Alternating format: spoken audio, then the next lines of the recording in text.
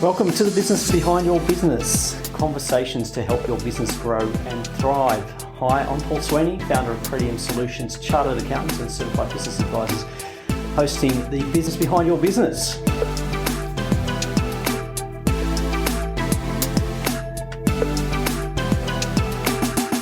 Hello, I'm Paul Sweeney. Welcome to the Business Behind Your Business. I'm your host, chartered accountant, business advisor. And look, we started the year with looking at 10 ideas to kickstart your business in 2022 and 10 things you might want to think about while you've got some downtime planning for the new year. What are you going to do? So I thought it'd be good to follow up those 10 ideas with another 10 ideas. And these are, I guess, thought-provoking things that you could be doing in your business to help change the way you do things to be more profitable, to be more efficient, give you more time and help you have a better lifestyle while running a more profitable business at the same time. So we're going to continue that theme and we're going to look at 10 more tips or 10 more things to think about in your business to help kickstart your growth for 2022. So we're going to start with our first one, which is looking at, and look, I'm going to say there is a theme through what we're doing here, and theme is focus, focusing on what really matters. So I guess the first step is identify what is the focus for you, what really matters for you, for your business at the moment. So without focus, you're going to be running around just responding to things, often running around in circles, responding, reacting, dealing with the issues that come up. Okay. And a lot of the time we spend so much time dealing with issues, putting out fires, or as the phrase is, that we don't focus on the key things that are going to drive growth in our business, that are going to create profit. So often responding to things, or we're focusing on the wrong things. So it's very easy to get sidetracked. Social media, computers, FOMO, those sorts of things can distract us. But we need to focus on what's really important in your business. What are the things that you need to be doing? Now, a lot of the time that will come down to what drives profit, what drives revenue, and what are the actions that you need to be doing to create profit from profitable sales in the future. So what are the things you need to focus on now? What do you need to change? What's inefficient in your business? So we need to actually have a look at what is going on in our business. We need to look at our accounting systems, our financial systems, need to get some advice on where we're at. So if you haven't looked at your financial statements or your monthly financial figures recently, now's the time to start. Have a look at them. What do they mean? What does it tell you? How profitable were you? Actually, how profitable were you? And what sort of profit did you want to achieve? If those two things are not the same, then we need to do something to change. So we need to get some focus around what are we trying to achieve?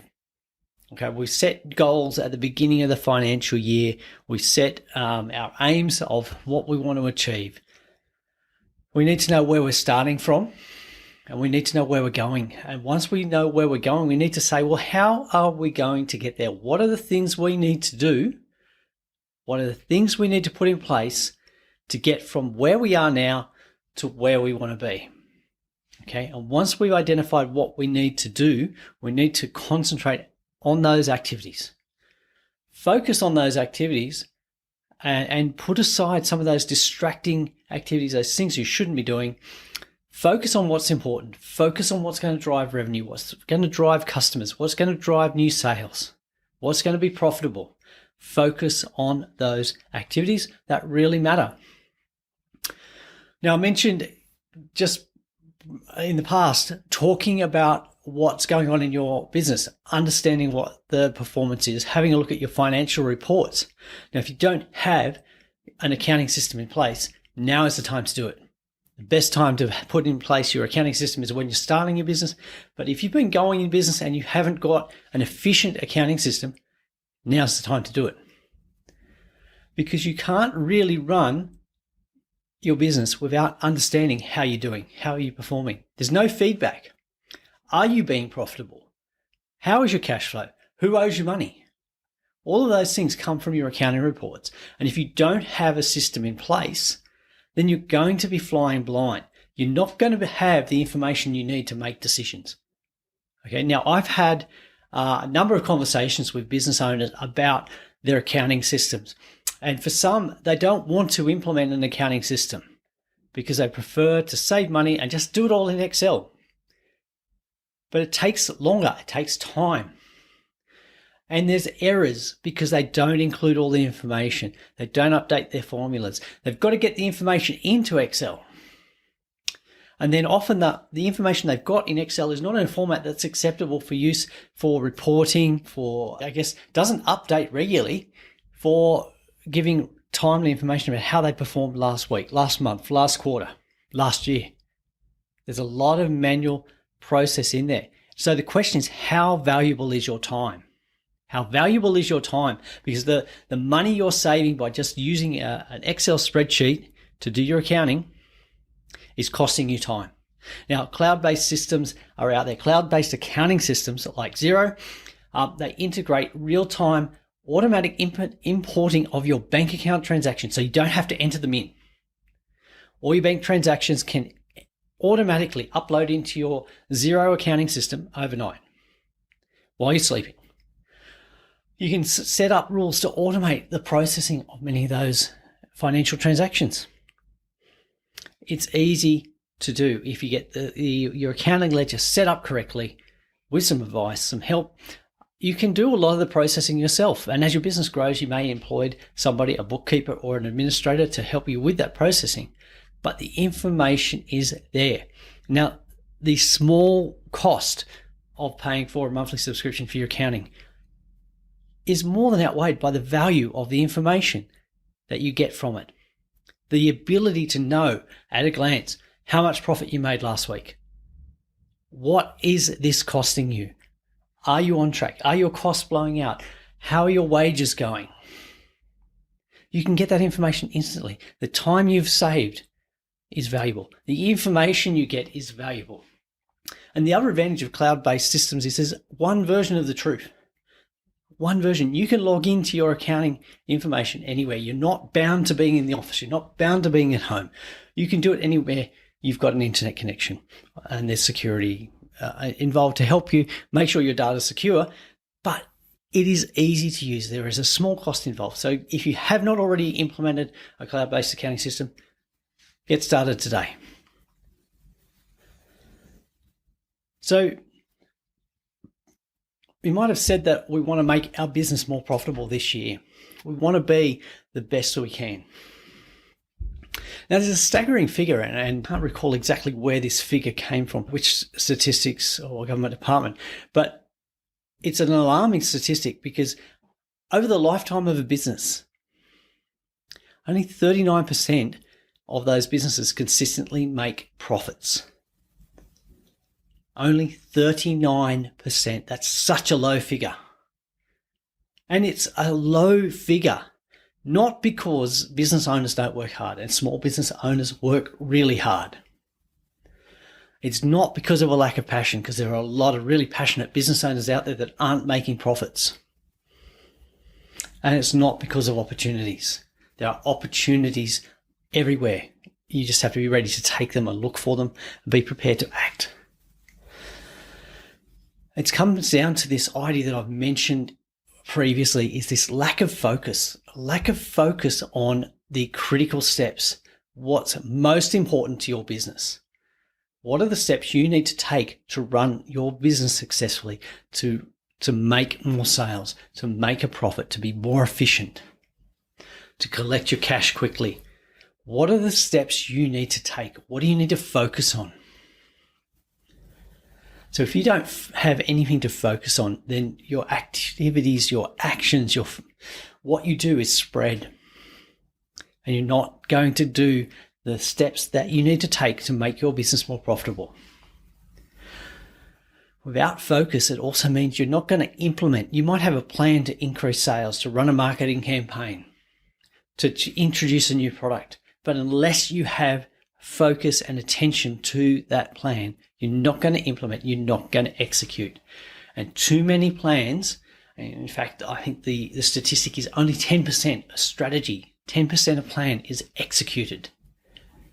So we need to focus on doing the right things. Commit, identify what we need to do, commit to doing it, and implement. And then monitor the results. Is it actually delivering more profit? So in terms of how do we create a higher performing business? Well, there's 7 steps, and I'm just going to talk about them briefly. Well, I'm just going to mention them briefly because I'm talk about them in detail in podcasts. So go and check out some of those, or we'll be investigating some of these in more detail in coming episodes. But those are the 7 things that you need to do to create a high performing business. The first step is set a high level goal. Set a high level strategy. What's the overall profit position, revenue position that you want to be in? Then the second step, determine and review the strategic success factors for your business. What is going to be a measure of success for your business? What's going to tell you that you've actually achieved the outcomes you want? So you've got to have your information systems and your accounting in place to tell you this. Then work out the steps. Step 3, work out the strategies or the actions or the resources that you need to actually implement those strategies. Work out the milestones. When do you know when you're on the right track? How do you know how well you're progressing? Work out what those stages are going to be and implement. And the 4th thing, review your results monthly. Monthly as a minimum. Quarterly, yeah, that's okay, but a lot of time passes in 3 months. Can you remember what you did 3 months ago? Can you remember what you did 6 weeks ago? Some of us are struggling to remember what we did last week. Review your results monthly. Review your business results. So you've got to have your accounting systems working. Okay. Review. Are you on track? If you're not on track, what needs to change? But review your results monthly. 5th thing, review and improve your systems and processes. Can you do things more efficiently? Can you do the necessary steps in your business at low cost? What can you change in your processes? Are they working the way they should? Are there errors? Are you having to rework because of issues with your processes, your systems? Are there delays preventing you from getting work done, from making sales? Review your systems and processes. 6th thing I want to say, get your employees on board. Get them aligned with your goals. Okay? It's frustrating as a business owner if you've got goals for your business, but your employees are not engaged. Okay? Because they're rowing in a different direction to you are. And that causes conflict, that causes frustration. You want your employees rowing in the same direction. You want to be on the same boat, going in the same direction. So align your employees with your goals. Tell them what the goals for your business are. Tell them what needs to change. Tell them what your process is or the strategy for growing the business, making more sales. Which areas are you marketing to so that they know they can get on board with it? And the last thing is you might need to change the culture of your business. And that is going to take time. You might need to change the culture of your business. So if your culture has been, easygoing, lack of attention to detail, but you're trying to deliver higher quality products, then you're going to need to change the culture of your business. If you're marketing to a different customer, you're going to have to change the way you do things in your business. So 7 things there to help you create a higher performing business. Okay, and just on one last thing on that, get advice. Look, as a business owner, you are good at what you do. You are an expert in your business, but you're not the expert in every aspect of running the business. So get advice. Get advice from experienced professionals who specialize in those areas. Okay, don't go it alone.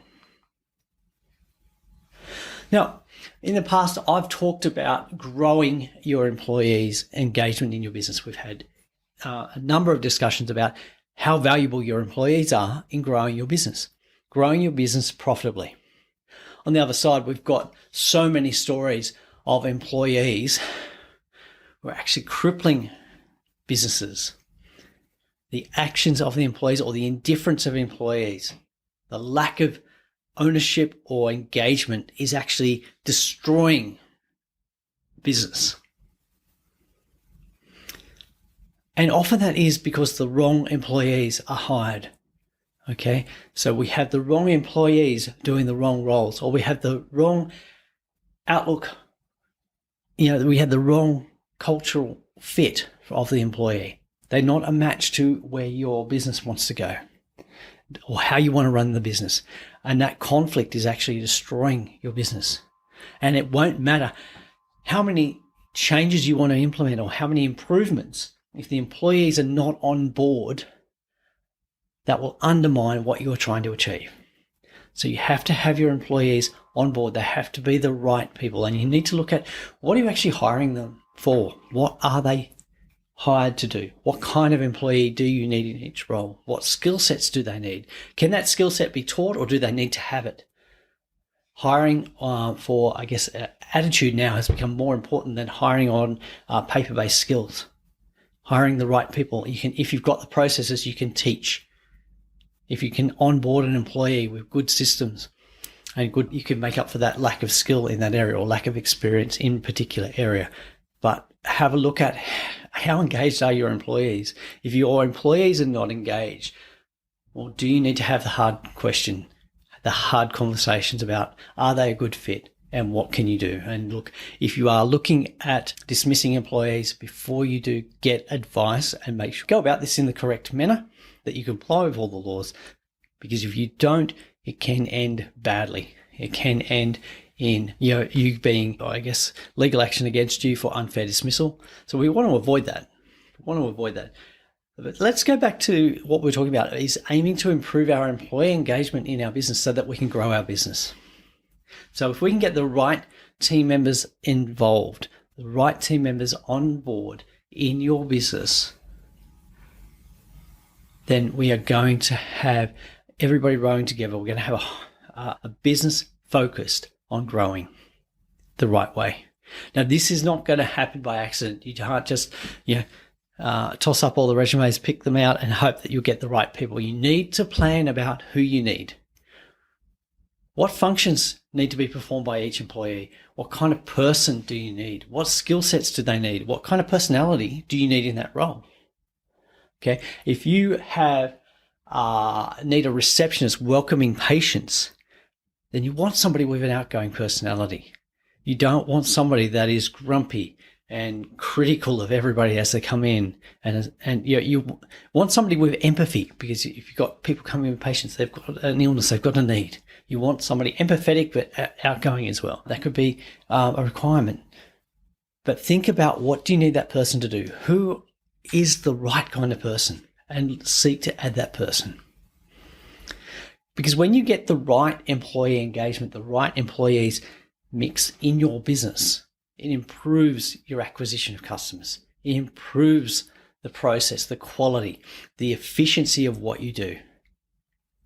It improves innovation in your business. Improves the culture and the retention of your employees. They don't want to leave. They want to be part of your business. They want to stay. And it helps grow your business. So the first step is you've got to be clear on what you want your business to achieve, and then consider the roles and skill sets you require to make this happen. Identify the personality styles that you need from your employees to get you the best outcomes. Okay, and make your hiring strategy based on that. Hire the right employees.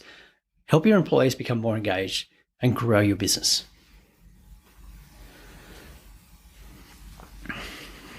So moving on, what is the next thing we need to understand? I think, look, most business owners need to, well, actually all business owners need to know what their financial figures really mean. See a lot of business owners, they've been in business for a couple of years and they still don't understand what their accounting figures mean. They don't understand the difference between profit and cash flow. So profit, let's go back. Profit is the residual after all of your expenses, your expenses of running the business deducted from your income. Okay? But profit is different to cash flow. Okay, so cash flow might be that we have to pay for inventory. We might have to pay for stock. But that's an asset. It doesn't become an expense until we sell it. So you might have to outlay cash to acquire stock, but it's not an expense. So it's not going to reduce your profit. You might end up with more profit, but no cash. You might have made a sale to somebody on account terms and they haven't paid you yet. So we have profit for accounting purposes, but we haven't received the cash. Okay. We may have paid for stock, like I said, and not received it. We may have had to pay installments of tax, which is not profit. So our cash is different. But understanding what is profit, understand your financial figures. Okay, because the profit is the outcome of all your business decisions, what's going on in your business, your transactions, your processes. So if we've got good accounting systems in place, we've got our figures, we know our profit, we can make decisions based on that. Because there's a lot of financial information in your business. There's a lot of information there. And there are two main types of, financial information, financial figures that we look at in our business. We're going to call them lead indicators and lag indicators. Now, a lag indicator is often referred to as a results indicator or a results key performance indicator. And usually once they are determined, you can't change them. They're done. They're history. Now, an example of a results KPI or a lag indicator is profit or sales made. Once they're done, you're recording what actually happened. You can't change it. You're recording what happened. So a lot of the figures in your financial statements are lag indicators. They tell you what happened. Okay, and that's good because you can see, well, did our business improve from this month to the previous month? This year to last year? Did our business improve? Yes, great. No, well, what do we need to work on? What went wrong? And we can fix that going forward, but we can't go back and change what happened. We can't change the past. We can change what's going forward based on our lag indicators, our results. But we can't change the past. And this is why you need to review your results regularly, monthly at a minimum, because you can act on them quicker. If you are reviewing your results monthly, you've got 1 month of financial figures. You can make a change. If you're not getting the profit you wanted, you can identify why is that happening and make a change straight away. If you're reviewing your results 3 monthly or quarterly, that's 2 extra months where you couldn't make a change, where you didn't change the way you were doing things. How much profit did you miss out on? Okay, so review your results. Okay, you can't change what happened, but you can use that information to change what you're going to do in the future. Change the future based on the past. The other type of indicator I mentioned was lead indicators, okay, and they're sometimes called activity KPIs. They will actually or can actually improve the results of your lag indicators. They can result in an improvement in your profit, in your sales figure. How can they do that? Well, as an example, if we know what's involved in making a sale, we can change the outcome. We can change the end result. So if we know, let's say we get 100 inquiries through our website, our marketing, our advertising, we get 100 inquiries a month. But if we are only converting, say, 5 of those to a sale, if we're only converting 5% of our inquiries into sales, then our profit is going to be much lower. But if we identify how we can improve that conversion from 5% to 20%, 10% to 20%, we can improve our profit. We can improve the volume of sales. Okay, so if we focus on how we can convert inquiries into sales, we focus on a lead or something that we can action on. If we focus on improving that, we can then, our lag indicators, our results, our profit, our sales are going to increase. They're going to improve. But we can drive that improvement by focusing on the activities. So converting leads or sales inquiries into physical sales of product. Another one might be how much time and labor is involved in producing a sale. If we're manufacturing, how much cost of materials, how much labor time is required to create an item? Can we reduce that? Can we reduce wastage? Those things influence the end result. They're activities that we can change, we can focus on, we can drive them, make them more efficient, and end up with better results. So when we focus on the activities driving our revenue, driving our production, the end results change. You can control the leads. You can control those lead indicators. You can control the activities better than you can control the outcome. If you can control the activities, the lead indicators, and look after them, focus on what's going on in there, what do you need to improve those, then the end result's going to improve. Okay, but you can't run your business, you can't improve your business just looking at the end results. You need to focus on the leads that are driving that new business. One of the things you might want to focus on in your business now in the new year is you might want to look at, how do I improve my cash flow? How do I reduce my debt, my business debt? Okay, we see a lot of fast-growing businesses grow at a fast rate but don't get the same growth in their cash flow. Okay, they might grow by making more sales, but they're offering credit terms, or they grow by selling at discounts and they're not collecting the same amount of cash. Okay, so growing too fast without the cash flow being correct can be dangerous. Okay, so if you're going to adopt a growth strategy, you need to look at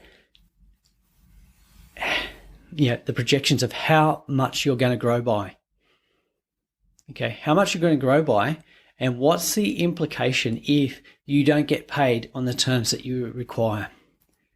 If your terms are 14 days and you're getting paid on 30, how does that affect your cash flow?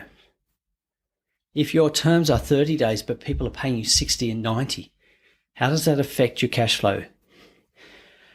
The more you grow your sales, if people take longer to pay you, the impact on your cash is amplified. And a lot of businesses grow fast without controlling credit, without controlling customer payments. And often they'll keep making sales to customers because they want that sale. They want that sales growth, but they don't get paid. They don't have good credit control to make sure that they get paid for the services and the products that they've delivered. And unless you do that, you're going to end up with cash flow issues. Then you're going to have trouble because you're not going to be able to pay your tax commitments. You're not going to be able to pay your superannuation, your employees, your other suppliers. And that's where your business starts to get into trouble. So don't grow at too fast a rate without getting your cash flow right. Monitor your cash flow. Look at your figures regularly. Make sure your accounting and financial systems are up to date and review your results at least monthly. The other thing you might want to do, and I suggest that every business should do this regularly, is critically review each of your expense items and ask the question, are these items essential to operations or are they nice to have? Okay, are they essential or are they nice to have? Are they essential and are they delivering results? So an essential expenditure could be your marketing and your advertising spend. But is it delivering the results that it needs to deliver? If it's not, then you need to look at why it's not delivering, or change the mix of where you're spending or cut back on certain expenditures. Okay, but you need to do this regularly. Set aside a time frame to review. If you're going to implement a new marketing strategy, you might want to give it 6 to 12 months. But make sure you diarise a date to review the effectiveness of that activity, the effectiveness of that advertising. And if it's not effective, then you need to pull the pin on it, cancel it, save the cash. Same with software subscriptions. A lot of software subscriptions are very easy to sign up because it's only $20, $30, $40, $50 a month. But suddenly you've got 30 subscriptions. But that $30 a month is per head, per user. You've got 10 users. So you've got 30 subscriptions, $300 a month. That's $9,000, I think. 30, 300. Yep. Do you need them? Did we subscribe to something that we needed for 3 months, but we're still paying for it 12 months later? Subscriptions and software, particularly the ongoing monthly fees, are very easy to run away, very easy to nibble at your cash flow, erode your cash flow until there's nothing left. So have a close look at your expenses. Where are you spending your cash? Where is your cash going? What do you need to cut back on or eliminate completely? And improve your cash. Improve your cash without having to take radical steps. Okay? Take a good close look at your expenditure, good close look at your income, good close look at how you are being paid by your customers. If customers are not paying, don't keep selling to them. But keep monitoring your cash flow, get it under control before it becomes a big problem. So how healthy is your business? How really healthy is your business? Okay, a lot of people don't check how healthy their business is. Okay, from a health perspective, a lot of us, particularly those of us who are pushing 50 or older, have regular health checks to identify those issues that are rising, more likely to occur. And then we put in place a plan for either treating them if they are issues exist, or what extra things do we need to do to prevent a problem occurring.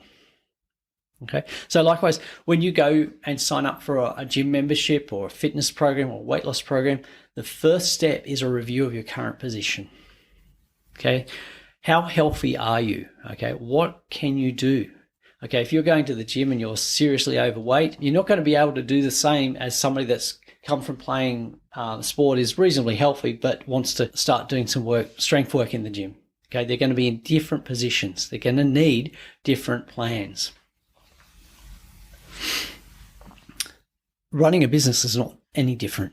You need to have a regular review, a health check on what's going on in your business. What are the issues? What's developing? What could be a problem? And as your business matures, as businesses mature in general, there are common recurring issues that we see. And we can put in place a plan before that happens to try and prevent that issue from arising. As your business grows, you're going to have more employees. You're going to have more employment-related issues. As your business makes more sales, you're going to have issues with cash collection from customers. You're going to have more likelihood that the more customers you deal with, you're going to have more that default on payment. Where are you at in your business at the moment? What's the position? And what's the plan that you want to take? Okay, we can make great plans, but if we don't have the capacity to implement, or they're just unreasonable based on where we are right now, they're not going to work. You're going to get disillusioned, and then you'll get no, we tried that once and that didn't work. But identify where you're at now. And that's where we do this health check analysis. So as an accountant and advisor, we do this process with our clients where we actually do an assessment of how healthy their business is. And part of that process is working out, what do you actually want to be doing in your business? What do you want your business to be delivering for you? And usually there's a big gap between where the business is now and where they would like it to be, what they would like the business to be doing for them. So how do we move from where they are now to where they want to be? What have we got to do? And that's where we need to identify what are the steps we need to take. So we can design a plan, an action plan for your specific business. based on where you are now, how healthy you are, what's the situation, what are you capable of doing in your business to where you want to be. And it could be the first steps. Okay, so if you go and look at a strength training program, you're not going to be straight away doing a fitness program similar to, Dwayne Johnson or The Rock or somebody like that. You're going to be starting with smaller steps, smaller, manageable steps. They're going to build up the strength, build up your strength. And then from that, you'll be able to do more things. It's the same with your business. We need to work out where you are now, or you need to work out where you are now with some help. Where are you at now? Where do you need to go to? What are the things you need to be doing in your business to fix existing problems or prevent problems from occurring in the future? And those things are going to help you grow profitably, and have a better business as a result.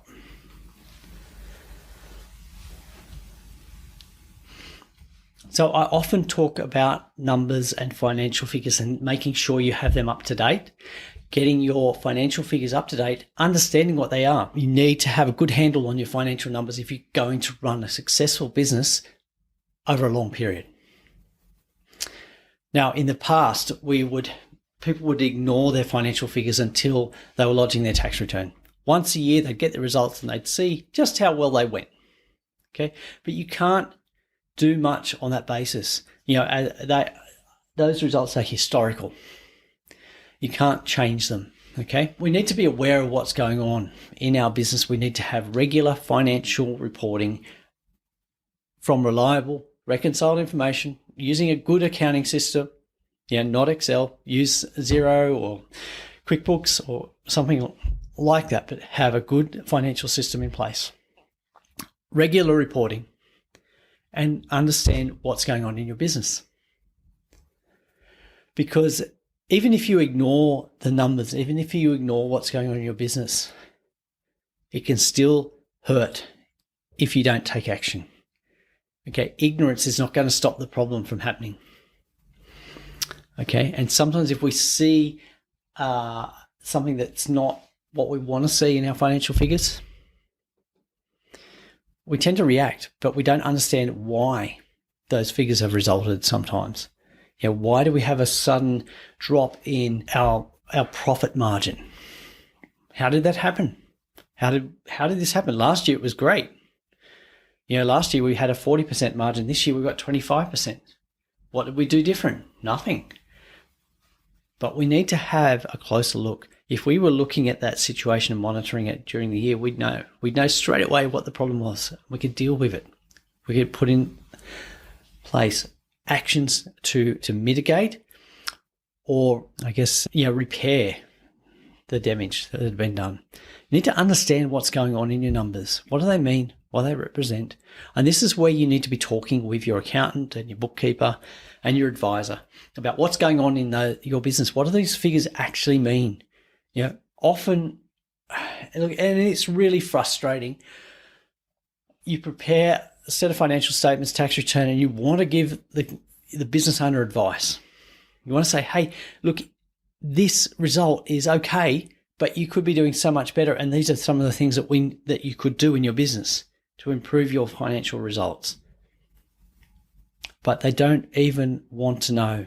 They just ignore it. They just say, well, where do I sign? And let's get this out of the way. It's not a good way to run a business. You're not going to be profitable. You're going to be missing out on lost opportunities, lost profits. And it's not a good thing. You invest a lot of time in running a business. So, be responsible for what's going on. Understand your financial figures. If you don't understand, ask. Because your financial figures tell you what's going on in your business and give you an indication of what you can do to improve the way you're running your business, make it more profitable. But if you ignore that, you're going to end up with a bigger issue, a big problem, and it's going to be, really disappointing, because if you'd been monitoring it, you could have avoided it. We want to not have that happen. We want to monitor our financial position regularly, take change as we need to, improve the way we do things, fix the issues before they become a problem. So get a good handle on your financial figures.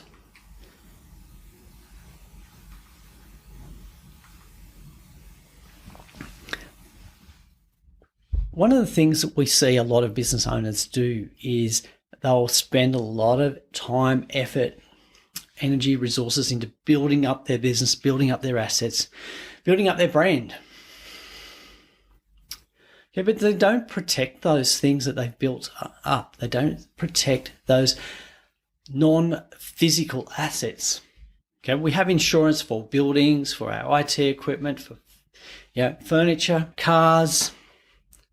We have security systems to protect the physical assets. We have public liability, professional indemnity insurance, protecting those things.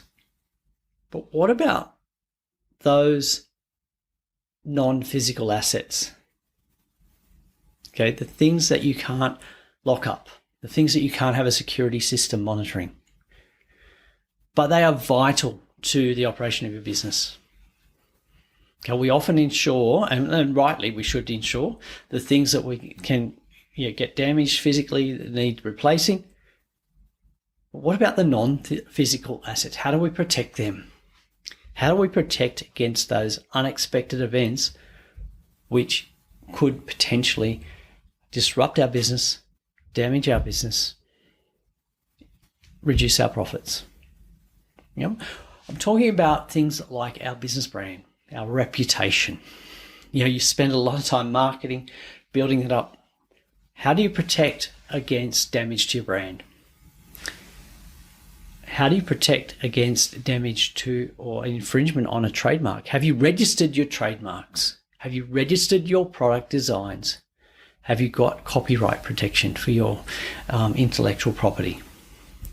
Have you investigated what assets you actually have? Have you made inquiries about what protections you can put in place?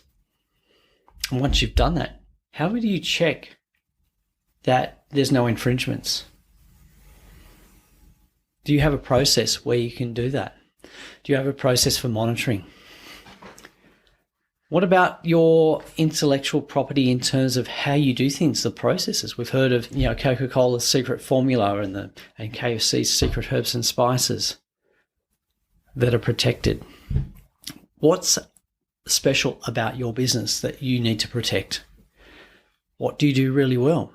What's to stop an employee leaving and taking all of your knowledge and processes and using it in another business or their own and competing with you? How do you stop that?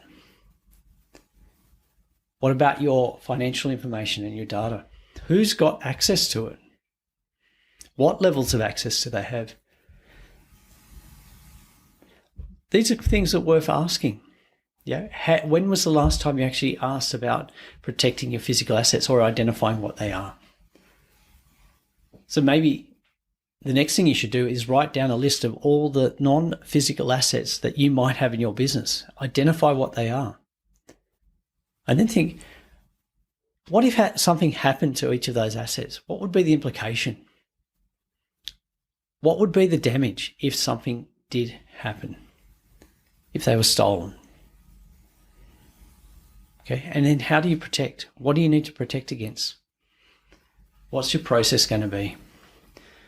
Right, they might be invisible, but some of these assets are invaluable. They are worth far more to your business than the physical assets that we've got insured. The bricks, the mortar, the cars. Need to protect them because these, in business today, your intellectual property is a lot more valuable than your physical property. Okay, so identify what assets you have, identify the value, and work out how you're going to protect it.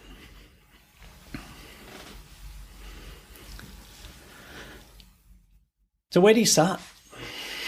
Where do you start with improving your business? Where are you going to start this year? Okay. Where are you going to start? One of my favourite quotes is from the Cheshire Cat in Alice in Wonderland. Alice is wandering through and comes across the Cheshire Cat and asks for directions. And I think, where do you want to go? Well, I don't really know where I want to go. And the Cheshire Cat explains to Alice that if you don't know where you want to go, then it doesn't much matter which way you go. So where do you start? Well, obviously you start where you are right now. But the first step you take is to identify where you want to be. Know where you want to be. Once you know where you want to be, you can know the direction that you need to go. Know which direction you need to go. Then you can get advice or put together your own plan on what needs to happen to get from where you are now to where you want to be. Okay, what are the steps you need to take? What are the resources you need? Who are the people you need to get help from? What advice do you need? Which direction are you going to head? So where do you start? It's right at the beginning. Understanding where you are now and what that means. Then get help. Because if we don't have a purpose about what we're going to do or where we're going to go, and if we don't have a purpose that we can focus on, then instead of our actions being geared towards achieving the outcomes we want, focusing on the right activities, if we don't have purpose, we don't know where we're going, what happens is that everyday demands control what you're going to do. You respond. You're responding, you're being controlled by the demands. And when you're responding, you don't have power to control what's going on. You don't have that purpose. And that gets more stressful because you're constantly putting out fires. You're constantly dealing with other people's demands, other people's agendas, other people's timetables. You're not focusing on the activities that are going to drive growth in your business. You're not focusing on the activities that are going to create more profit, create more efficiency, create a better life. So when change just seems out of control, we need to take back control of that. Okay, have some purpose, identify where we are right now, where we'd like to get to, and start making changes. Be proactive. Okay, don't wait for another event, another disaster to come along and force you to make changes in your business or in how you operate. Take control. Determine where you're going to go. Determine the steps you need to take. Understand where you're starting from and focus on the activities that matter.